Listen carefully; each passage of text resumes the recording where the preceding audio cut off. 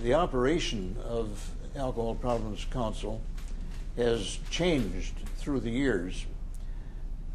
When I was on staff some years ago, we were the only organization in the state doing anything at all on a statewide basis. We were able to go into schools because our approach was fair, and quite a number of high schools had us every year for a certain group of students, certain class. But since that, every school now has its program on alcohol and other drug abuse, and there's no longer the need for an outside organization to come into the schools. There is a fear that I have that the programs they have do not stress abstinence enough. The least they could do is present reasons why it's a viable option. So what has it become now, in your estimation, over the years since you left being What we have become is a grant-giving organization. We're trying to get people in churches, particularly, to start some kind of a program. We do not dictate what it will be. We ask them to propose to us what they would like to do to promote abstinence. And if we're convinced they have a viable program, to give them a grant. Do we do anything in the legislature, in the legislation department? We have not done anything at all in the legislature for years.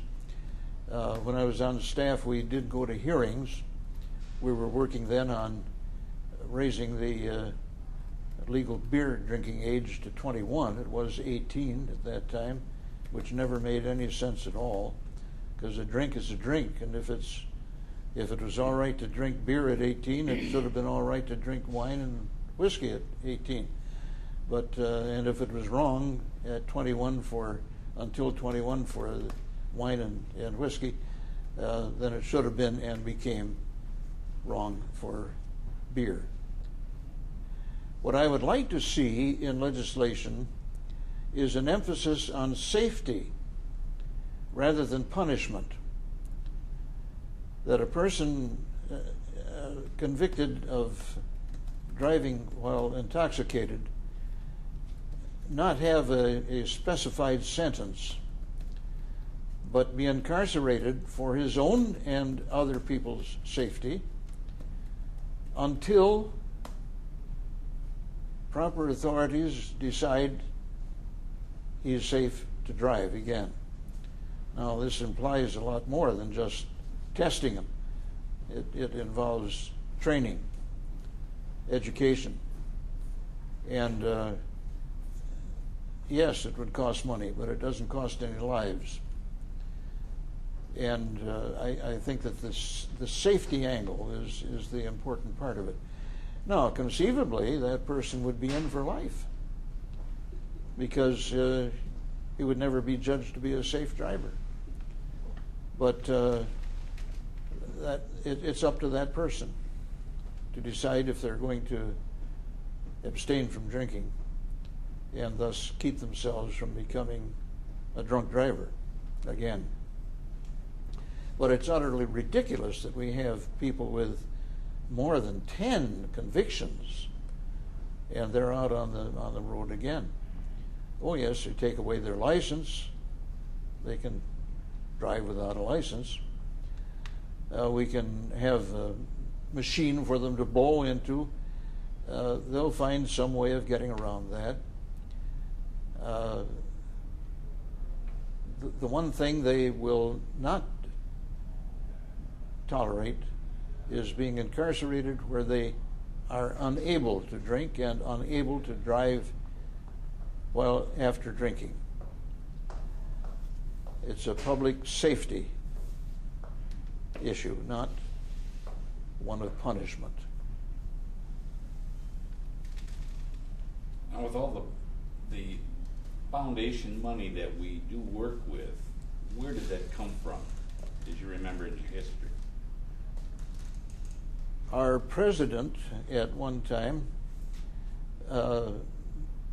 left a big portion of his estate to us, which, as I recall, amounted to something like $35,000.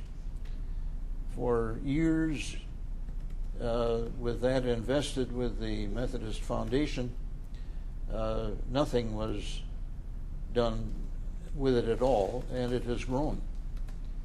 The amount of contributions in recent years has been very minor, but the amount of the funds has tripled. And so it's the earnings from that. We've established a policy of not using them or of maintaining at a minimum of 100,000. So anything in excess of 100,000 is available for the grants. Can you characterize for us the changes you've observed in terms of cultural attitudes toward the problem of alcohol? I think people have been more receptive to recognizing that there is a problem, particularly with these multiple convictions for driving while intoxicated. People have recognized that. Prominent people who have been convicted of drunk driving has reached people to understand that this isn't just those guys out there, but it's some very fine people that get involved in this way. I think these things have contributed to a greater willingness of people to talk about it, and the legislature to recognize they've got a problem and to try to find some kind of a solution.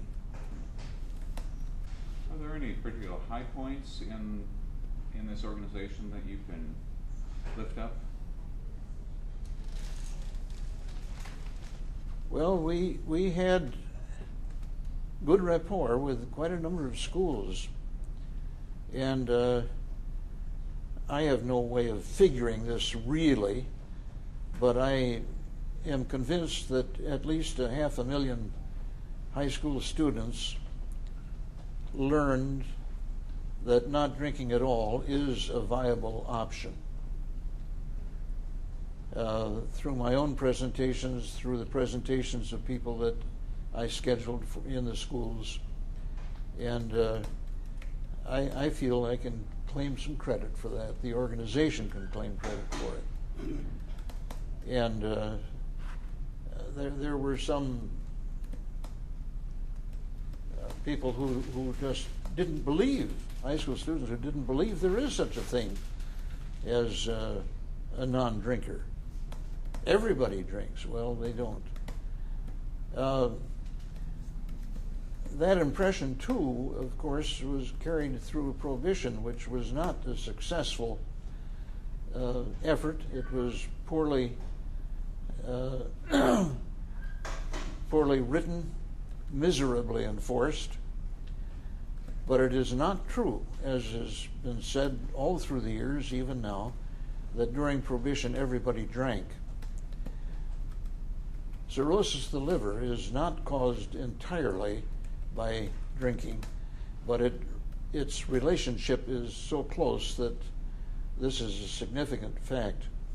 During Prohibition, the incidence of cirrhosis of the liver plunged, just plunged. And after repeal, which Prohibition lasted only 13 years, after repeal, it took 30 years for the incidence of cirrhosis to reattain the level it had prior to Prohibition.